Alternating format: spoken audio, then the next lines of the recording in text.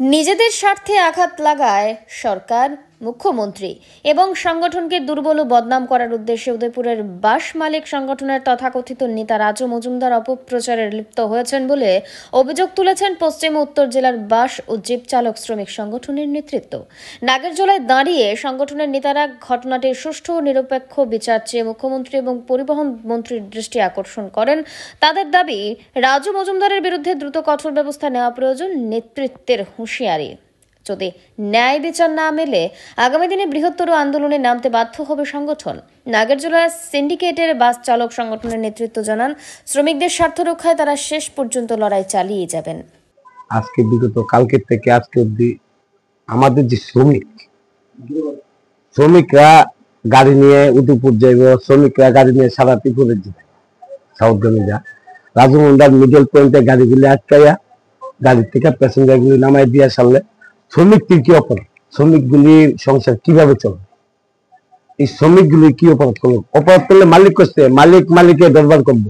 আমাদের শ্রমিকগুলি যে রাজু মজুমদার হয়রানি করতেছে, এটার কি কারণ? আমাদের শ্রমিকগুলির ক্ষতিপূরণ কে দিবে? প্লাস রাজু মজুমদার একজন রাষ্ট্রপতি দলের লোক, রাজু মজুমদারের মিসেস একজন গ্রাম পঞ্চায়েতের প্রধান। তিনি আমার এই দলটারে নষ্ট করার জন্য, রাষ্ট্রপতি দলটারে নষ্ট করার জন্য ইনি উঠতে পুজো লেগেছে।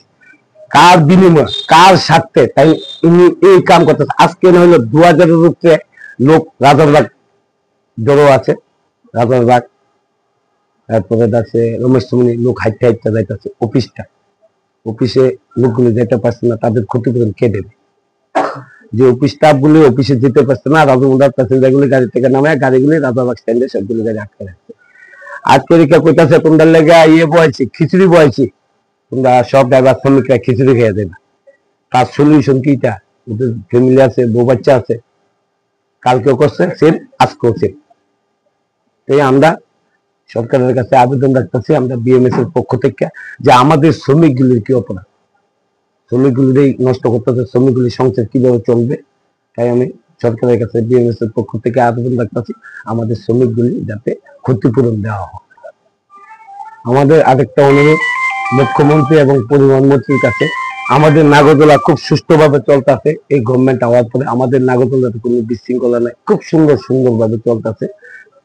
চলার পর এই বিশৃঙ্খলা করার জন্য রাজু মজুমদার এবং সে উত্তরপুরে লাগছে, যাতে নাগরদোলা একটা বদনাম হইলে মন্ত্রী, পরিবহন মন্ত্রী এবং আমাদের মুখ্যমন্ত্রীর এরিয়া, যাতে মুখ্যমন্ত্রী এত একটা বদনাম তাই নিয়ে উত্তরপুরে লাগছে। এটার কি কারণ?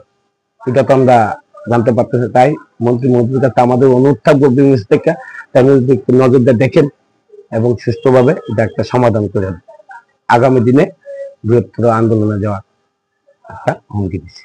শ্রমিকরা গাড়ি চালায় বাপ পেতে টাকা পেতো না, কারণ শ্রমিকরা গাড়ি নিয়ে উতুপ রাখতে রাখবো, তো শ্রমিকরা গাড়ি চালায় তো লাভ নাই, শ্রমিকরা গাড়ি চালাইতো না। ব্যুরো রিপোর্ট, অবিরাম 24/7।